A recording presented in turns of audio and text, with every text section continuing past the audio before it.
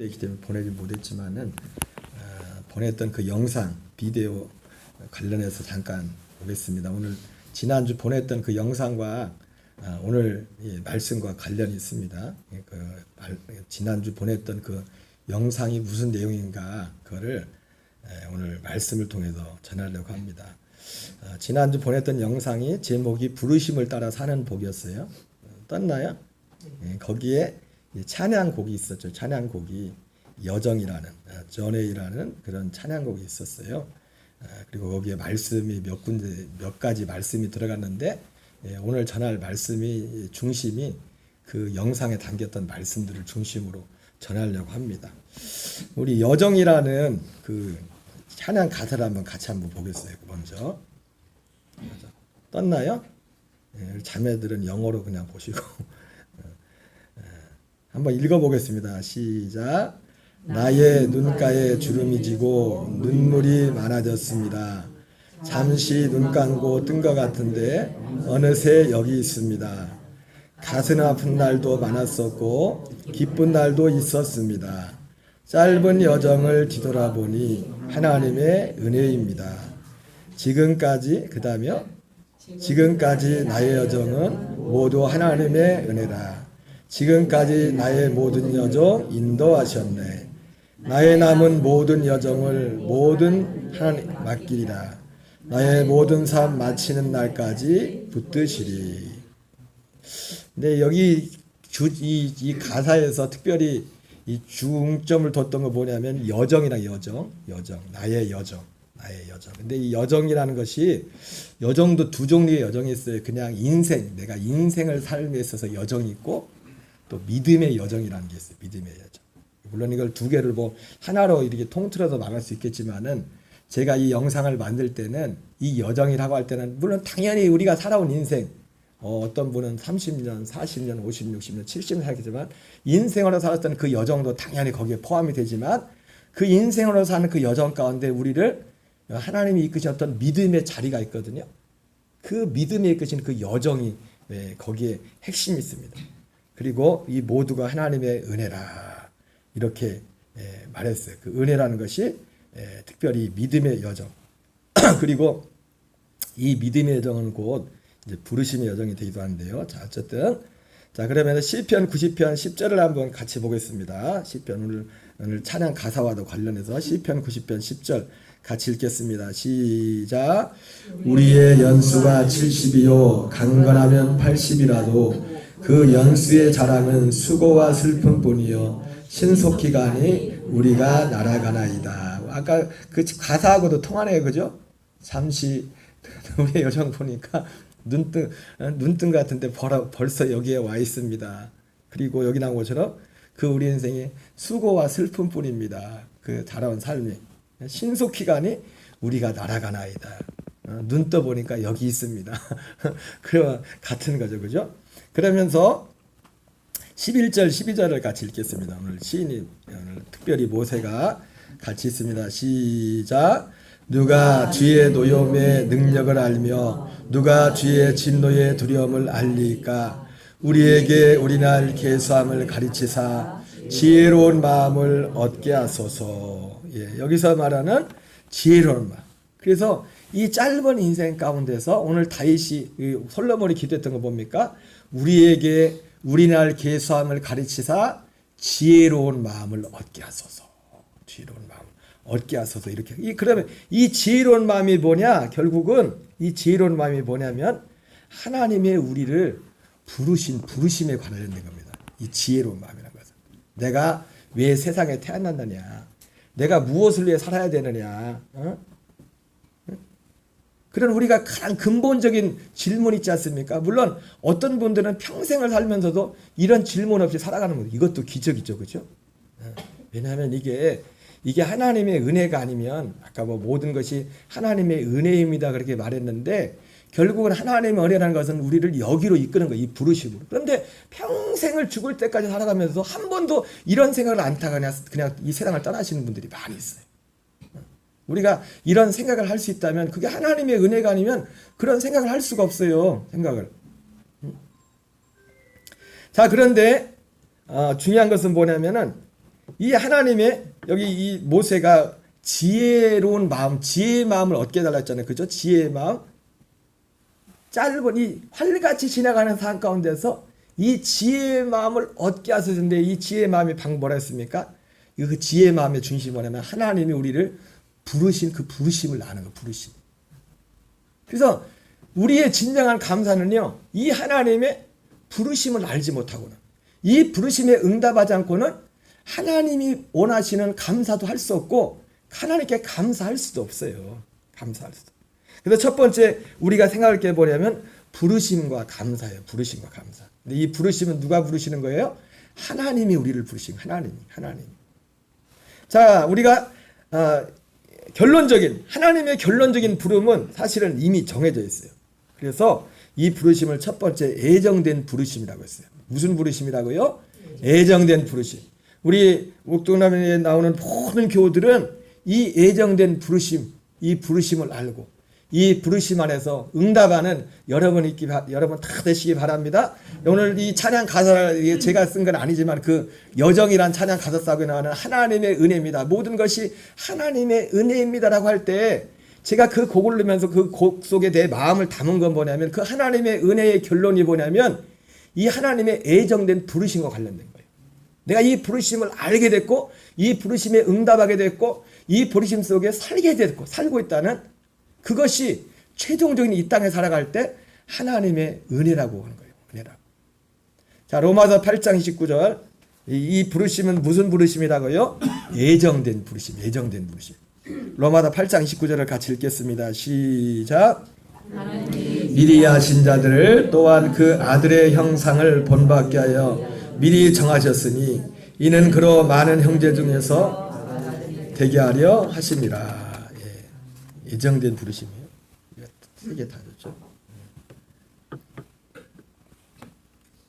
그 예정된 하나님이 그러니까 사람들을 하나님이 결국 은혜로 부르시는데 그 은혜의 이 땅에서 종착역이 뭐냐면 우리를 그 아들의 형상을 본받는 자로 세우는 거예요.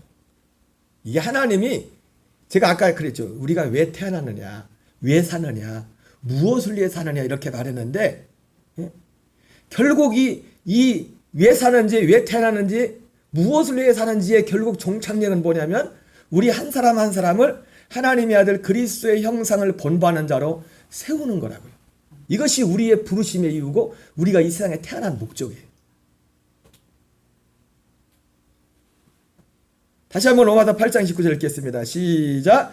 하나님이 미리 아신 자들을 또한 그 아들의 형상을 본받게 하여 미리 정하셨으니 이는 그로 많은 형제 중에서 맏아들이 되게 하려 하심이라. 자, 에베소서 1장 4절 5절도 똑같은 말씀을 좀 다르게 말씀합니다. 4절 5절을 같이 읽겠습니다. 시작.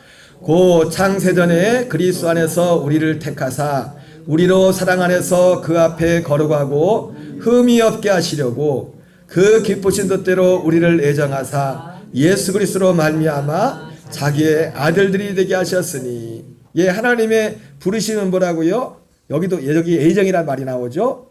predestined, 예정하셨다. 미리 정하셨다. 미리 우리의 운명을 정해. 우리 운명. 사람들이 하나님이 미리 정한 이 운명, 특별히 여기서는 창세전에 그 운명을 전했대요. 하나님이 창세전에 모든 사람을 위하여 정하신 운명이 있어요. 그것은 뭐냐면 우리를 그리스도로 말미암아 하나님의 아들들로 세우는 겁니다.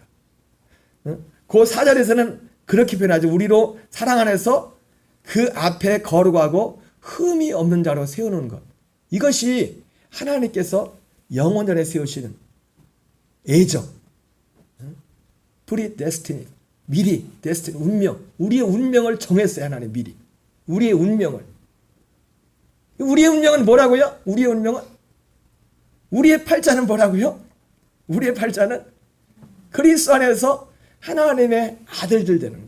그 아들들 된다는 것은 로마서 8장 19절에 나오는 그 아들의 형상을 본받는 자로 우리를 세우는. 그러니까 그 아들의 형상을 본받는 자로 세우는 거나 그 의미나 그 앞에서 거룩하고 흠이 없는 자로 세우는 거나 똑같은 거야. 똑같은 거.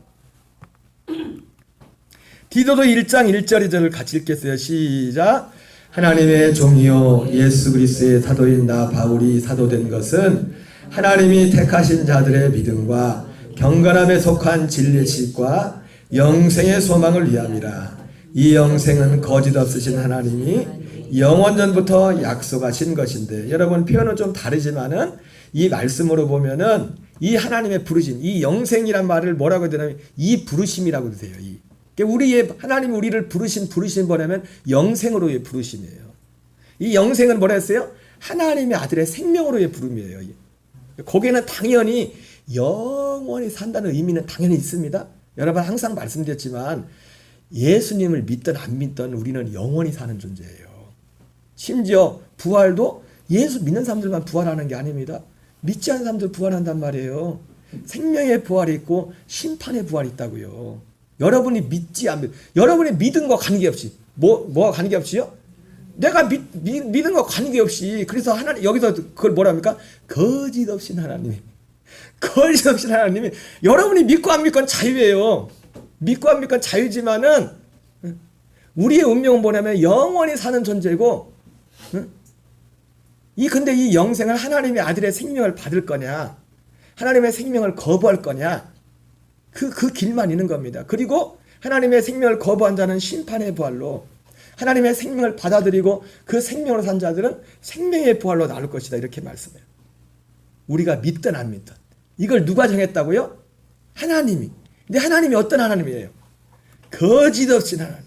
God who does not lie. 하나님은 거짓말하지 않는 그 하나님. 약속하셨대요. 시간의 시작 전에. 영원전. 시간이 시작 전. 자, 표현을 잘한 것 같아요. 영원전이 언제냐면 시간이 시작되기 전에. 시간이 언제부터 시작됐냐면 하나님이 창조하면서 그때부터 시간이 생긴 거예요. 시간이. 그러니까 하나님 앞에는 천년, 베드로가 말한 것처럼 하루가 천년 같고 천년이 하루 같다는 게 우리 계산하고는 틀려요. 우리는 지금 시간 속에 살고 있잖아요. 그죠? 그러나 하나님 원래 시간 안에 시간을 초월해 계신 분이에요. 시간을 초월해 계신 분. 자, 바로 이 부르심. 하나님의 모든 것이 하나님의 은혜입니다라고 할 때, 제가 여기다 제목을 부르심과 추수감사라고 정했지만은 제가 가로 열고 가로 닫고 거기다 뭘 넣으려고 했어요. 뭐였냐면 나의 부르심과 추수감사. 나의 부르심과 추수감사 했을 때 그 나의 부르심이 뭐냐면 첫 번째가 예정된 부르심. 예정된 부르심. 내가 이 안에 들어와 보니까 여기에서 모든 것이 하나님의 은혜입니다 했을 때 내 자리는 어디냐면 지금 내가 이 자리에 서서 지금 얘기하는 겁니다. 이 자리에서. 모든 것이 하나님의 은혜입니다라고 할 때. 자, 하나님은 이 예정된 이 부르심을 위해서 하나님은 참 수고가 많으십니다. 로마서 8장 28절. 하나님의 수고. 우리를, 저와 여러분들을 여기로 이끌기 위해서 로마서 8장 28절 읽겠습니다. 시작. 우리가 알거니와 하나님을 사랑하는 자 곧 그의 뜻대로 부르심을 입은 자들에게는 모든 것이 합력하여 선을 이룬다. 여기 우리 개역개정에는 모든 것이 합력하여 선을 이룬다 됐지만 영어 번역이 참 더 잘 되는 것 같아요. 뭐라고 되냐면 God works for the good those who love him.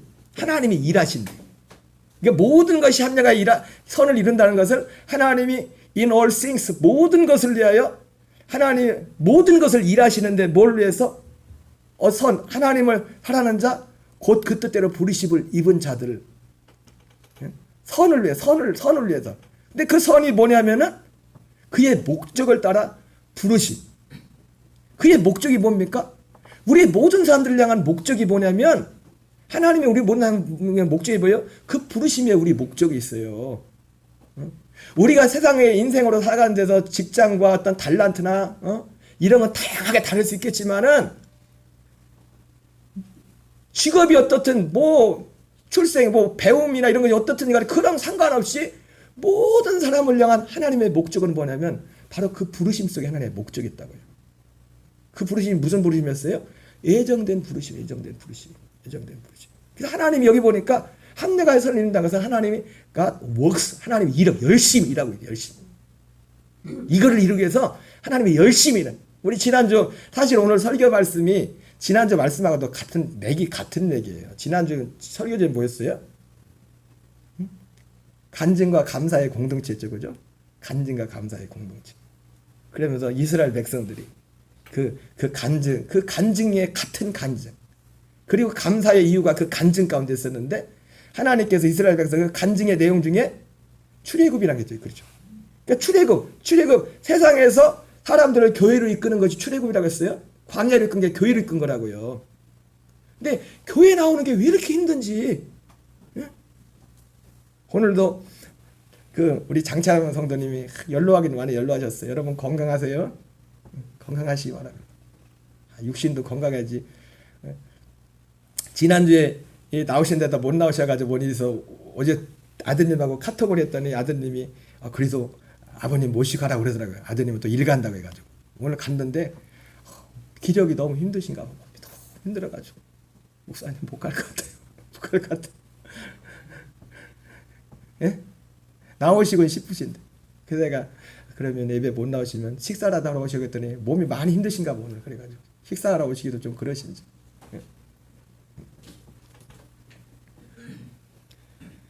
하나님이 우리 지난주에 봤지만 출애굽할 때 얼마나 하나님이 수고하셨습니까? 그죠? 먼저 수고한 게 뭐예요? 하나님 백성들 교회로 나와야 될 사람들의 삶을 막 흐트러부터 어렵게 만들어버죠. 어렵게. 편할 때는 안 나오거든. 편하면 하나님 앞에 안 나와요. 여기 있는 분들께서 목사님 저는 만사 태평한 데 나왔어요 하시는 분 있어요? 그런 분은 훌륭한 분이지. 하나님이 말로 할 때 나오신 분들이 그분들 말로 할 때 하나님이 수고하지. 여러분 그거 수고한 내용이 지난주 말씀드렸던 그런 내용들입니다. 하나님이 우리를 여기로 이끌기 위해서. 그래서 하나님이 우리를 이 부르심을 우리를 그 아들의 형상을 본받아 세우기 위해서 그래서 어디로 인도하냐면 세상에서 교회로 인도해서 교회로. 물론 지난주에 말씀드린 것처럼 교회에 왔다고 교회에 발을 그냥 디뎠다고 그냥 그 부르심이 자동적으로 이루어지는 게 아니라고 했어요. 자, 그 다음에 로마서 8장 30절에서는 이 로마서 8장 28절은 이것이 하나님의 수고예요. 하나님의 수고. 하나님이 우리의 이 부르심을 이루게 하나님의 수고고, 로마서 8장 30절은 바로 이 하나님이 우리의 이 부르심의 여정이에요. 부르심의 여정. 우리에게 부르심이 어떻게 이루어지는지 과정을 간단하지만 8장 30절에 이렇게 말씀하고 있어요. 같이 읽겠습니다. 시작. 또 미리 정하신 그들을 또한 부르시고 부르신 그들을 또한 의롭다 하시고 의롭다 하신 그들을 또한 영화롭게 하셨느니라. 미리 정하신 자들을 또한 부르시고 부르신 그들을 또한 의롭다 하시고 의롭다 하신 그들을 영화롭게 하셨느니라. 여기 중요한 게 뭐냐면 이 밑줄 친 부분에 특별히 부르신 관련해서 부르신 그들을 의롭다 하시고 부르신 그들을 영화롭게 하셨어요. 뭐라고요? 부르신 그들을 의롭다 하시고 부르신 그들을 또한 영화롭게 하셨다. 그런데 여기서 중요한 게 뭐냐면 방금 말씀드린 것처럼 하나님이 먼저 우리를 부르는 과정이 어떻겠어요? 세상에서 교회로 부른단 말이에요. 그러면 세상에서 교회로 나온 분들이 자동적으로 의롭게 되고 자동적으로 영화롭게 돼요? 아니란 말이에요. 그냥 자동적으로 왔다고 의롭게 되고 자동적으로 그 사람이 영화롭게 되는 게 아니에요. 그래서 이것이 이 부르심이 부르신 그들을 의롭게 하고 의롭게 하신 그들 동안 영화롭게 하셨을 때 했다고 했을 때는 이 부르심이 어떤 효과적인 부르심, 효과적인 좀 신학적인 용어죠. 무슨 부르심이라고요? 효과적인 부르심이 이 교회로 부른 사람들을, 그리고 그 효과적인 부르심과 효과적인 부르심에 아멘으로 응답할 때 하나님이 그 사람을 의롭다 하시고 그 사람을 영화롭게 하신단 말이에요. 여러분, 하나님이 언제 죽어서 우리를 영화롭게 하는 게 아니라 살아있을 때 영화롭게 하는 게 살아있을 때. 이것을 예수님이 요한복음 17장에서는 그렇게 표현하죠. 나와 아버지와 함께한 이 영광을 그들에게도 영광을 주겠다. 함께 이 영광, 아버지와 아들이 함께 했던 거죠. 그런 표현을 하고 있습니다. 자, 효과적인 이 부르심인데, 이 효과적인 부르심을 위해서 세 가지를 한번 살펴보겠어요. 그래서 이 효과적인 부르심을 위해서 특별히 둘과 이자와 관련이 있는데, 하나님이 이 효과적인 부르신 사람들을, 효과적인 부르심의 열매는 뭐예요? 의롭다 하시고 영화롭게 하신다 했죠. 그렇죠? 의롭다 하시고 영화롭게 하시는 겁니다. 열매는, 효과적인 부르심의 열매가 뭐라고요? 그 사람이 의롭다 하나님이 여겨주시고 그 사람을 영화롭게 해주신단 말이에요. 이것이 효과적인 부르심의 열매예요. 근데 이 하나님이 효과적인 부르심을 해서 아까 하나님이 수고한댔죠. 그죠? 하나님이 이 일을 위해서 하나님이 아까 이 목적을 위해서 하나님이 열심히 일한댔잖아요.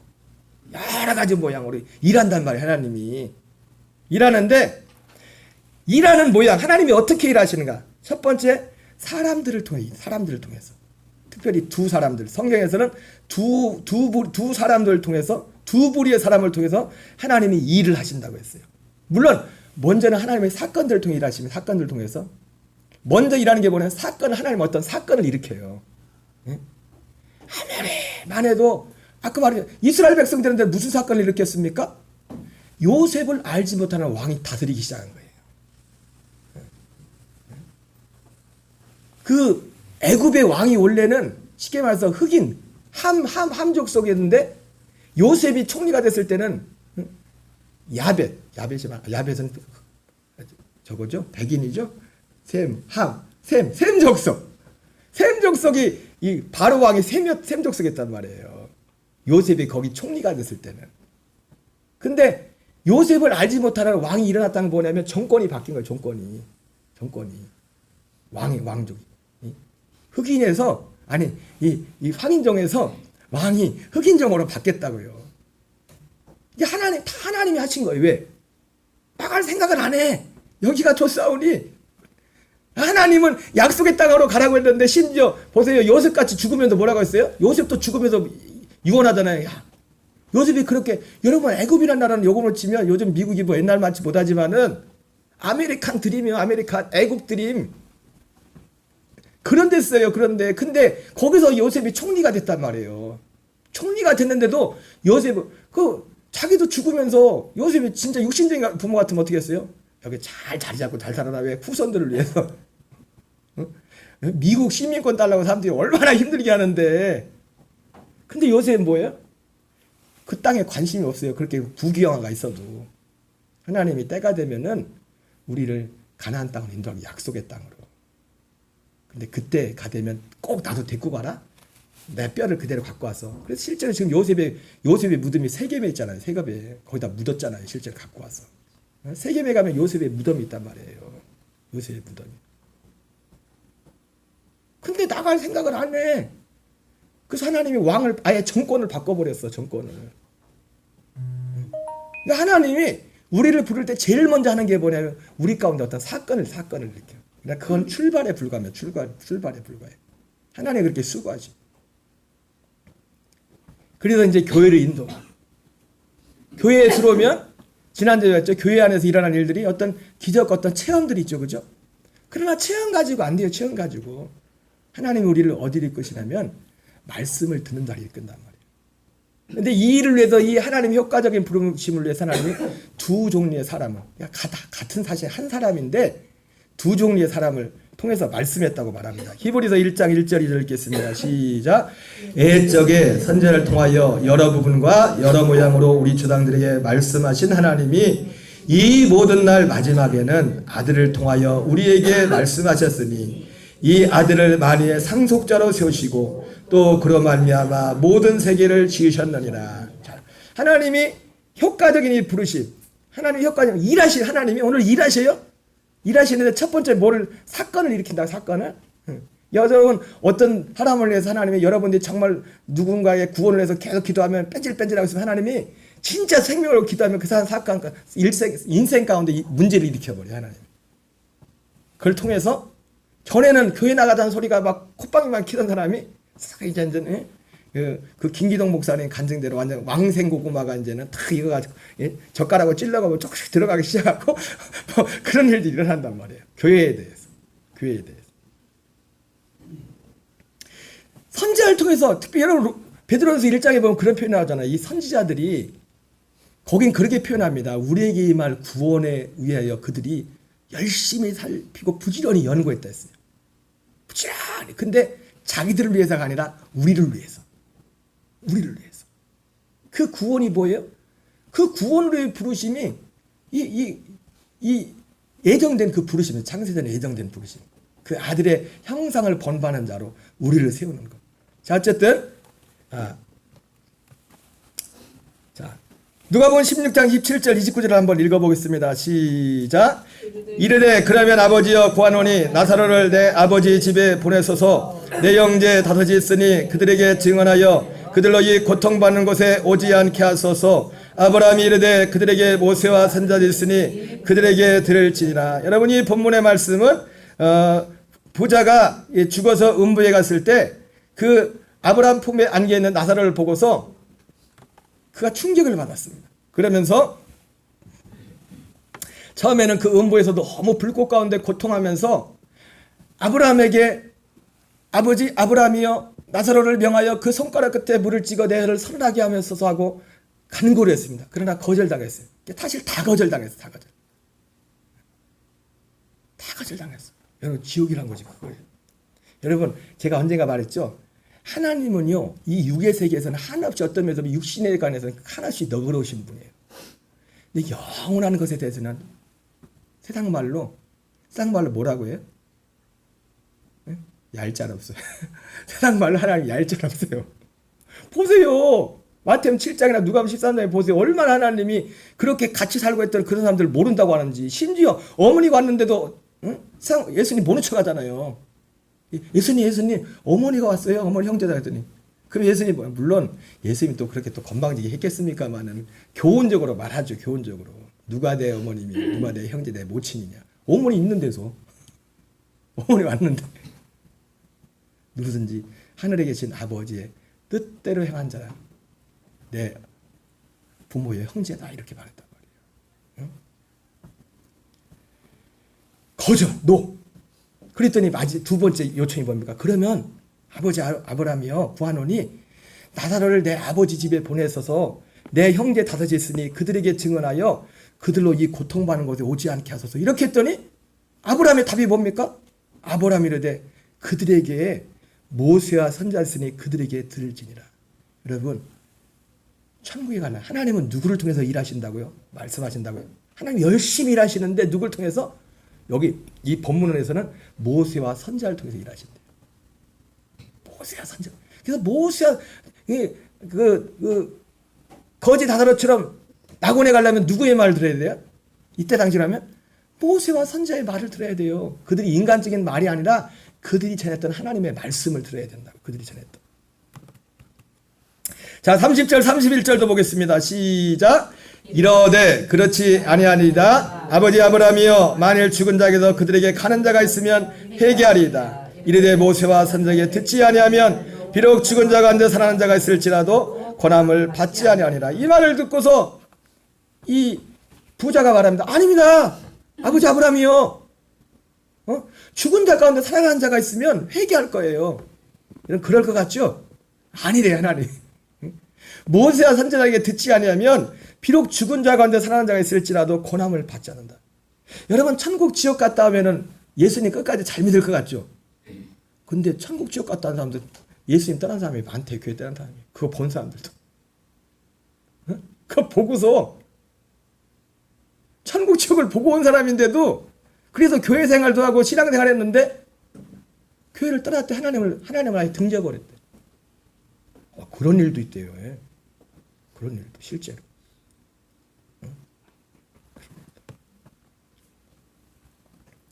하나님이 가장 효과적인 부르심이 뭐냐면 모세와 선지자들. 아까 히브리서 말로는 뭡니까? 선자들과 아들을 통해서 말씀하다. 구약 시대는 선자를 통해서 말씀했고 신약 시대는 아들들을 통해서 말씀. 하나님의 아들들. 하나님의 아들들이 뭐예요? 이 부르심 안에 들어온 사람. 부르심 안에 들어온 사람들. 하나님의 아들들이라고 말합니다. 사도행전 20장 20절 21절입니다. 이 사도행전 20장 21절은 두 가지 말씀이에요. 첫 번째는 뭐였어요? 하나님 효과적인 부르심 두 사람들이 말씀하셨고 두 번째 이 효과적인 부르심은 두 가지를 말씀해요. 두 가지. 사도행전 20장 20절 21절 있습니다. 시작. 유익한 것은 무엇이든지 공중 앞에서나 각 집에서나 거리낌 없이 여러분에게 전하여 가르치고 유대인과 헬라인들에게 하나님께 대한 회개와 우리 주 예수 그리스도께 대한 믿음을 증언한 것이라. 두 부류의 사람, 선지자들과 아들들 통해서 하나님이 열심히 일하시고 열심히 일하는데 그들을 통해서 뭘 전했냐? 하나님께 대한 회개와 예수 그리스도에 대한 믿음을 전했어요. 선지자들도 뭘 전했어요? 하나님께 대한 회개와 구약 시대도 마찬가지입니다. 예수 그리스도에 대한 믿음. 이 예수 그리스도에 대한 믿음은 오실 예수 그리스도에 대한 믿음이에요. 예수님 오셔서 할. 신약 시대는 아들들이 하나님께 대한 회개와 예수 그리스도에 대한 믿음. 이 예수 그리스도는 어떤 예수 그리스도예요? 오신 예수 그리스도. 특별히 오신 예수 그리스도는 어떤 예수 그리스도이십니까? 예. 죽으시고 부활하시고 승천하시고 영광 받으신 후 믿는 자들 사람들 안에 오신 예수 그리스도. 그 안에 오시는 예수 그리스도. 그분을 만나야 그분과 하나 되는 것이 그 아들의 형상을 본받는 자가 되는 거예요. 여러분 하나님의 나라의 특징이 뭐라 했습니까? 하나님의 나라의 특징은 눈에 보이지 않는 예수님 말씀했어요. 예수님이 전한 하나님의 나라의 특징 제일 첫 번째 특징이 뭐였어요? 눈으로 볼 수 있는 게 아니랬어요. 사람들이 제일 많이 하는 게 있죠. 야 네가 천국 지옥을 봤냐? 봐야만 그러냐? 물어봐요. 그럼 하나님의 나라는 어디? 천국은 내 안에 있어. 그거 물어 그러면 사람들 당신 마음이 천국이에요? 지옥이 물어봐요. 하나님의 나라는 마음에 임하는 거야. 그러니까 대물어의 사람들한테 물어보면 천국과 지옥 실제 있고 나는 마음이 천국이야. 나는 마음이 하나님 나라가 됐어. 여기 하나님 나라 여기 하나님 나라 지점이고 하나님 나라 본점이 있어. 그렇게 말씀하시는 님은 마음이 천국이요, 지옥이요. 기뻐요, 감사해요, 소망이 죽은 이에 소망이 있어요, 없어요? 두 가지 말씀을 두 가지 말씀 그리스도에 대한 믿음. 그리고 세 번째 효과적인 부르심의 열매. 열매는 두 가지 열매. 전도서 12장 13절 같이 있습니다. 시작. 이의 결국을 다 들었으니 하나님을 경외하고 그의 명령들을 지킬지어다. 이것이 모든 사람의 본분이니라. 예. 이 두 가지 효과적인 부르심의 첫 번째 두 가지 열매가 있는데 첫 번째 열매는 뭐냐면 하나님을 경외하고 그의 명령을 지키는. 전에는 이 세상 것만 바라고 모든 것이 삶의 목적이 이상이었는데 내가 건강해야 될 이유, 돈을 벌어야 될 이유, 해야 될 모든 이유가 이 하나님의 부르심, 하나님의 뜻을 이루기 위한 것이 돼. 이게 하나님의 회개의 열매입니다. 하나님을 경외하고 그의 명령들을 지킬지어다. 내 모든 삶의 가치관이 세상에 뭐 어떤 학박사 누가 말할지라도 하나님 말씀과 틀리면 안 돼. 따라합시다. 안 돼. 예. 아무리 똑똑한 사람, 아무리 배운 사람, 학박사가 말할지라도 안 돼. 어떤 목사님이 교회 부임해서 갔는데 거기 갔더니 교회 성도들이 다 박사, 학사, 의사들 많이 들어. 그래가지고 박사님에서 처음에 가서 쫄아가지고 목사님이 속으로 야 어떻게 해가지고 막 열심히 연구를 해가지고 했는데 성도들이 은혜를 못 받는 거야. 아니 목사님이 해봤자 알아봤자 의사만큼 알겠어요? 제가 요즘 영상도 사진도 찍지만 제가 사진에 대해서 우리 고강형 성도님만큼 알겠냐고. 며칠 해보고서 아이씨 때리쳤대 해봤자 이거 내가 알지도 못하는. 그래가지고 교인들 앞에서 사실 이만저만 해가지고 이랬는데 근데 내가 여러분들보다 내가 뛰어난 걸 했다고. 내가 하나님을 향한 믿음은 여러분보다 낫다고. 내가 하나님에 대한 경험과 하나님의 말씀을 아는 건 여러분보다 낫다고. 그리고서 막 기도하고 했더니 그때부터 막 역사가 일어나더니 제가 좀 모자랍니다.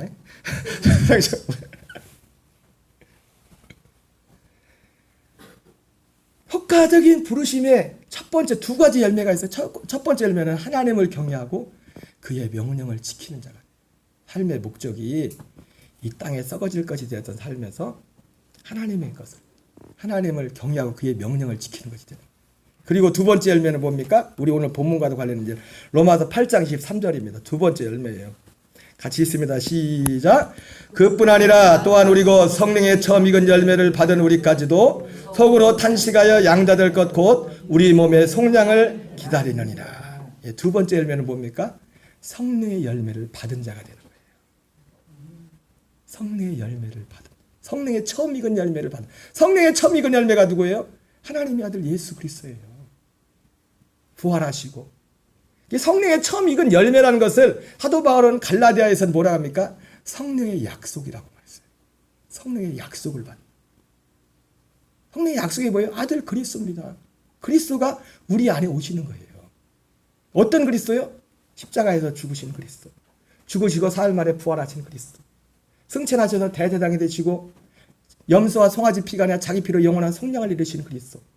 그리고 내가 아버지께로 다시 가서 살려주는 영이 되겠다고 요한복음 1장에 나오는 거죠. 살려주는 영이 되어서 믿는 자들 가운데 오셔서 주님의 십자가를 통해서 우리는 옛사람과 예수님과 함께 죽음을 통과하게 하고 예수님의 피로 그 피로 우리 혼의 영원한 죄를 속량하시고 죄 사함 받은 우리 혼에 살려주는 영 되신 그리스도가 우리와 주합하는 한 영이 되어서 우리를 그리스도의 그 생명으로 하나님의 아들들로 살게 하는 그 일을, 이것이 바로 성령의 처음 열매를 받은 우리. 누구요? 우리. 성령의 처음 익은 열매를 받은 우리. 따라합시다. 우리. 나만 끝나면 나에서 끝나면 안 됩니다. 우리 모두가 성령의 처음 익은 열매를 받은 자. 이 땅을 살아가, 이 땅을. 이것이 하나님의 부르심이에요. 저의 감사는, 그러니까 제 신앙의 여정이 뭐예요? 아까 제가 인생의 여정과 믿음의 여정을 말했잖아요. 이 인생의 여정 가운데 하나님의 모든 것이 은혜입니다. 하나님께 감사합니다. 여러분, 이 자리에서 이 하나님의 부르심의 자리에서 하나님 앞에 감사하는 거예요. 감사하는 거예요. 두 번째, 그래서 우리가 오늘 추수감사를 했잖아요. 부르심과 추수감사. 그러면 이 부르심과 추수감사는 무슨 관련? 이 부르심과, 그러니까 추수감사절도 이 부르심과 관련 있는 거예요. 부르심과. 첫 번째 아까 그 앞에서 말했던 거 연결됩니다. 그 두 가지 열매가 있었죠. 두 가지 열매, 그죠? 이 추수감사주의를 지키는데 먼저 말씀드릴 것은, 우리가 보통 추수감사주의를 하면 미국에서 시작됐잖아요. 1620년대 그 영국의 청교도들이 신앙의 자유를 찾아가지고 메이플라워를 타고서 아메리카 대륙에 가가지고 그 가면서 많은 사람들이 겨울에 죽기도 했죠. 간 사람들이 살아서 간 분들이 거의 교회를 세우고 또 1년이 지나서 농사를 짓고 나서 인디안들이 그때 많이 도와줬대죠. 물론 그 과정에서 어쨌든 처음에는 순수했어. 이제 그 과정에서 이 유럽에서 건너간 사람들이 행한 악들이 많아요, 사실은. 인디안들한테 행하고 그런 악들이 죄가 많습니다. 그러나 이 처음에 이제 메이플라워를 타고 갔던 분들은 순수한 분들이었어요. 오직 뭐 때문에? 오직 신앙, 오직 믿음 때문에. 거기 가면은 사업이 잘 된다더라, 돈 번다더라, 그래서 간 게 아니라 뭐 때문에요? 하나님 자유롭게 믿고 싶어요. 하나님은 이런 분입니다. 예수님은 이런 분입니다. 하나님을 섬기는 것은 이런 것입니다. 마음껏 말하고 싶어서 영국을 떠나가지고 요즘은 배나도 크지. 그 조그만 배를 타고서 거기를 건너갔단 말이에요. 거기 그래서 이제는 그걸 기념해야 이제는 추수감사주의를 하나님 앞에 그 추수한 것을 열매를 드리고, 그리고 또 이제는 한 해 동안 같이 도와준, 특별히 그때 첫 때는 인디안들, 자기들을 도와준 인디안들에게 뭐 칠면조를 자꾸 해가지고 이게 감사를 표현하는, 거기에서 유래가 됐어요. 그래서 뭐 미국은 지금 11월 22일부터 28일까지 거기는 그날이 공휴일, 우리로 치면 추석하고 설 같은 날. 우리 애도 그날을 되게 좋아하더라고. 그때 4일인가 며칠 쉰다고. 그전에 보니까 우리가 사실 근데 우리가 추수감사절을 지키는 건요, 이 두 가지 열매와 관련이 있어요. 사실은 제가 그 얘기를 하는 거예요. 꼭 미국에서 추수감사절을 했기 때문에 그걸 지키는 게, 우리에게 유래된 건 선교사들이 그렇게 해서 왔지만은 우리가 추수감사절을 지키는 것은 그것을 기준으로 지키지 않습니다. 이 추수감사주일의 첫 번째 의미는 뭐냐면 하나님께 대한 감사. 아까 하나님께 대한 회개, 하나님을 경외하고 그의 명령을 지킨댔죠, 그죠? 하나님께 대한 감사의 감사. 그 청교도 사람들은요, 이렇게 하십시오, 이렇게 해서 하나님 앞에 감사하시죠. 말이 필요 없는 사람들이에요, 그 사람들은. 그래, 안 그래요? 그 사람들 돈 때문에 미국 간 게 아니잖아요. 오히려 돈하고 세상 것을 다 등지고, 사실 이 부르심 때문에 미국을 건너간 사람들, 그러니까 그 사람들한테는 추수감사를 지키세요, 하나님께 이렇게 감사하세요, 말은 필요 없어요, 그 사람들한테는. 근데 오늘 우리가 왜 교회에서 이 추수감사를 지키느냐? 우리는 말이 필요해요. 그 믿음이 없는 분들이 많기 때문에. 교회에서 첫 번째 하는 게 뭐냐면, 아까 나왔죠, 하나님 경외하기를 배워야 돼요. 아니, 목사님 무슨 신약시대에 감사 절기를 지킵니까? 이단들이 그런 거 많이 하죠. 그런 거 해가지고 뭐 좀 안다는 사람들이. 우리의 믿음을 낸 거예요. 믿음. 그분 경외하는 것을 배우기 위해서. 자, 신명기 16장 13절 14절 같이 읽겠습니다. 시작. 너희 타작마당과 포도틀의 소출을 거두어 들인 후에 이래 동안 초막절을 지킬 것이요 절기를 지킬 때에는 너와 네 자녀와 노비와 네 성중에 거주하는 레인과 객과 고아와 과부와 함께 즐거워하되. 여러분, 이것이 우리는 이런 모양을 통해서 하나님 경외하기를 배우는 겁니다. 이게 왜 이렇게 중요하냐? 그리스도를 믿는 믿음은 제가 자주 하잖아요. 순서가 있다고. 예수 그리스도를 진짜 이 믿는 믿음은 하나님께 대한 회개가 먼저라고요. 하나님께 대한 믿음 없이 그리스도에 대한 믿음, 이 약속하는 데 가는 게 아니에요. 성경은 그렇게 돼 있어요. 그래서 순서가 예수님도 복음 믿고 회개하라 그런 게 아니잖아요. 회개하고 복음 믿어야 되죠. 그죠? 세례요한도 마찬가지로. 응? 하나님을 경외하는 그 자리에. 근데 이 사람이 하나님을 경외하는지 아는지를 뭘 통해서 배우기도 하지만 뭘 통해서 이 절기를 통해서 우리가 알게 되는 거예요. 신명기 16장 15절 같이 있습니다. 시작. 네 하나님 여호와께서 택하신 곳에 너는 이래 동안 네 하나님 여호와 앞에 절기를 지키고 네 하나님 여호와께서 내 모든 소출과 내 손으로 행한 모든 일에 복 주실 것이니 너는 온전히 즐거워할지니라. 이렇게 하나요. 구약 성도들이 이렇게 시켰어요. 이 절기를 지키면서 하나님 앞에 절기를 지키면서 하나님께서 우리의 소출과 우리의 모든 것에 온전히 복 주실 거 온전히 즐거워하라. 그러면서 구체적인 내용을 신명기 16장 16절 17절에 이렇게 말씀하고 있어요. 같이 있습니다. 시작. 너희 가운데 모든 남자는 1년에 3번 곧 무교절과 77절과 초막절에 네 하나님 여호와께서 택하신 곳에서 여호와를 배웁되 빈손으로 여호와를 배웁지 말고 각 사람이 네 하나님 여호와께서 주신 복을 따라 그 힘대로 드릴지니라. 이것이 이 절기를 통해서 사실은 이 세 가지 절기, 여기 보면 무교절, 77절, 초막절 이렇게 나와 있는데, 무교절은 우리로 치면 요즘 그 부활절 지키는 겁니다. 그 부활절 가운데 뭐가 포함되어 있어요? 예수님 십자가 죽의 고난 중간에 포함되어 있죠. 이 무교절 가운데 유월절과 초실절이 포함되어 있어요. 무교절 가운데 절기적으로 보면 무교절 가운데, 그러니까 예수님 죽으신과 부활. 여기 77절을 보면 77절은 오순절이에요. 성령이 약속대로 사람들이 성령의 약속을 받는 것, 쉽게 말해서 하나님의 아들들을, 아들의 영과 연합, 하나님이 약속된 그 아들의 영을 우리에게 주는. 그리고 초막절은요, 초막절은 이 마지막. 이건 지금 예수님과 이제 관련해서 이게 말씀을 드린 건데, 여호와를 배웁되 빈손으로 여호와를 배웁지 말고 각 사람이 내 하나님 여호와께서 주신 복을 따라 그 힘대로 드릴지니라. 구체적으로 이 이스라엘 백성들은 초막절뿐만 아닙니다. 세 가지 절기를, 세 가지 감사절이 있었어요. 유대인들은, 이스라엘은 세 가지 감사절을 통해서 하나님 경외하는 것을 배웠어요. 하나님 경외하는 것을. 하나님이 주인이십니다. 근데 내용이 뭐였습니까? 맨 앞에 나왔던 거 뭐예요? 객과 고와 어려운 분들을 같이 모여서 그들을 돌보라. 여러분, 우리도 뭐 매주 추수감사할 절기를 지키지만 절기에 드려진 헌금들을 거의 대부분, 뭐 우리 가서 같이 밥도 먹지만 대부분 선교지에 보내줘. 다 추수감사할 때도 마찬가지입니다. 여기서 10만 원하고 거기서 10만 원하고 다르더라고요. 제가 선교지에 많진 않지만 선교지에 그걸 있는 이유가 여러 이유 중에 하나가 뭐냐면은 달라요.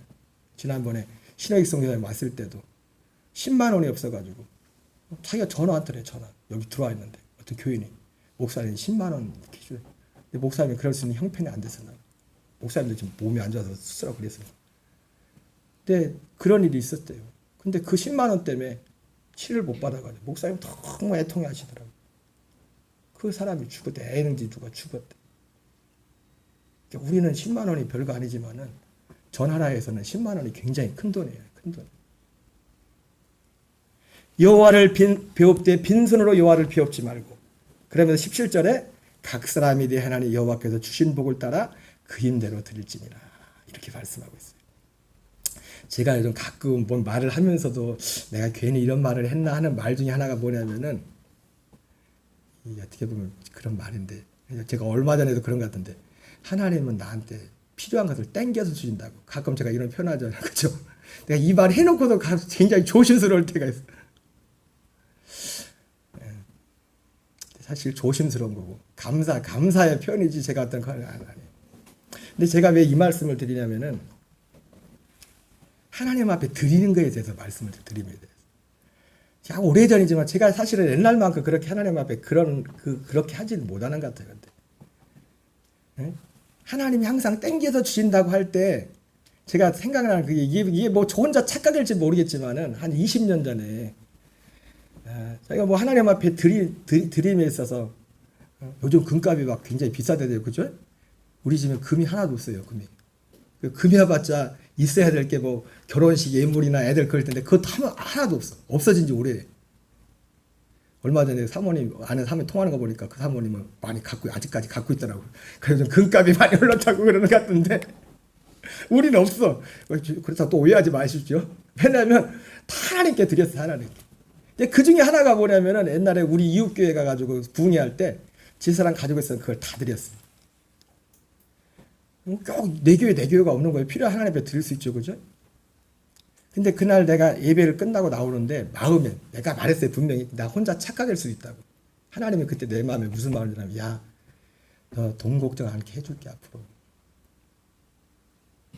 제가 부자는 아니에요. 부자는 아닌데 전 빚이 없어요. 빚만 없어도 부자죠, 그죠? 요즘 빚만 없어도 부자란 말이에요. 응?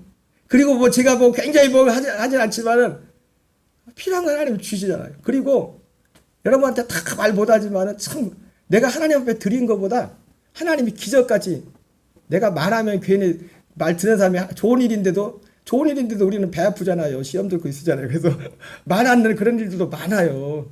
많아. 근데 왜 이 말을 드리냐? 제가 이런 수많은 이런 많은 것들 중심에 뭐가 있냐면은 이렇게 할 수 있었던 거 뭐냐면 뭐 제가 구체적인 예는 안 들겠지만은 그것이 내 것이 아니라 주님의 것이라는 분명한 믿음이 있기 때문에 이게 내 것이 아니라 모든 것이 주님께로부터 왔다. 그 믿음의 표현인 겁니다. 그 믿음. 그리고 말씀 지났지만 두 번째 추수감사와 관련된 겁니다. 추수감사. 아까 말했지만 이 추수감사는 단지 이것뿐만 아니라 예수 그리스도에 대한 믿음과 관련된 겁니다. 이거는 예수님을 통해서 장차 이루어질 그 사건을 바라보는 거예요. 추수감사를 지키면서. 추수감사절과 비슷한 것이 초막절, 장막절, 수장절이 같은 절기적으로 그런 거예요. 이와 똑같은 사건에 예수님이 앞으로 이루실 일들이 나옵니다. 마태복음 3장 11절 12절 읽겠습니다. 시작. 너희로 회개하기 위하여 물러 세례를 베풀거니와 내 뒤에 오시는 이는 나보다 능력이 많으시니 나는 그의 신을 들기도 감당하지 못하겠노라. 그는 성령과 불로 너희에게 세례를 베푸실 것이요 손에 키를 들고 자기의 타작마당을 정하게 하사 알곡은 모아 곡간에 들이고 쭉정이는 꺼지지 않는 불에 태우시리라. 여러분, 예수 그리스도에 대한 믿음과 관련된 겁니다. 우리가 추수감사절을 지키는 것은 뭐냐면 이 추수감사절은 수장절, 초막절, 장막절 이것은 예수 그리스도께서 장차 이루실 일이거든요. 근데 그리스도께서 오셔서 뭐 하실 일이 뭐예요? 손에 키를 들고 자기의 타작마당을 정하게 하사 알곡은 모아 곡간에 들이고 죽정이는 꺼지지 않은 불에 태우시리라. 이 실제 추수감사절은 언제 이루어지냐면 나팔소리와 함께 주님이 올 때 그때 이루어지는 거예요. 그때 진짜 우리가 지금 왜 추수감사를 지키냐? 그날을 바라보면서 지금 우리가 그날을 바라보면서 살아갈 우리 자신을 돌아보면서 그날을 지키는 거예요. 그리고 이거는 수장절이라고 한다면 수장절이라고 장막절이라고 하죠. 초막절. 똑같은 건데 이름을 다르게 합니다. 수장절이라고 할 때는 방금처럼 이제 곡식을 곡간에 드리는 그런 의미에서 수장절이라고. 초막절, 장막절이라고 할 때는 텐트를 치고도 그 텐트 생활을. 근데 이 일이 예수님을 통해 일어난다고요. 계시록 7장 14절 15절 읽겠습니다. 시작. 내가 말하기를 내 주여 당신이 아시나이다 하니 그가 나에게 이르되 이는 큰 환난에서 나오는 자들인데 어린 양의 피에 그옷을 씻어 희게 하였느니라. 그러므로 그들이 하나님의 보좌 앞에 있고 또 그의 성전에서 밤낮 하나님을 섬김에 보좌에 앉으신 이가 그들 위에 장막을 치시리니. 텐트. 여기 이래서 장막절이에요. 장막. 여기서 이단들이 나왔어요. 자기들이 장막 성전이라고. 여기 와야 구원받는다고. 아니에요, 여러분. 여러분 사람이 만드는 게 그때 하나님이 알아서 하나님만 만드는 거예요. 하나님이. 여기저기 갈 필요 없어요. 그때 주님이 오시면 상황 끝이요. 우리가 사람이 할 수 있는 게 없어요. 자, 16절 17절 읽겠습니다. 시작. 그들이 다시는 줄이지도 아니하며 목마르지도 아니하고 해나 아무 뜨거운 기운에 상하지도 아니하리니 이는 보좌 가운데 계신 어린 양이 그들의 목자가 되사 생명수 샘으로 인도하시고 하나님께서 그들의 눈에서 모든 눈물을 씻어주실 것입니다. 이것이 진정한 앞으로 이루어질 진짜 추수감사예요. 진짜 추수감사 이루어질. 그리고 마지막으로 로마서 8장 13절입니다. 자, 그뿐 아니라 또한 우리고 성령의 처음 익은 열매를 받은 우리까지도 속으로 탄식하여 양자 될 것 곧 우리 몸의 속량을 기다리느니라. 결국 이날에 뭡니까? 이날에 진짜 추수감자들은 성령의 처음 익은 열매를 받은 우리들이 지금도 탄식하면서 이 소망이 뭐예요? 우리의 몸의 속량을, 그리스도와 같은 부활의 몸을 입는 이날이 진짜 예수님이 이루실 초막절이고 장막절이고 수장절이에요. 그래서 오늘 우리가 이 믿음 안에서 추수감사주 예배를 드리는 겁니다. 아무쪼록 우리 녹동갈매 교인들에게 이 부르심과 이 감사, 이 은혜가 충만해서 범사에 하나님 앞에 이 진정한 감사의 열매를 드리시는 저와 여러분 되시기 바랍니다. 우리 찬양하겠습니다. 찬송가 301장 찬양하겠습니다.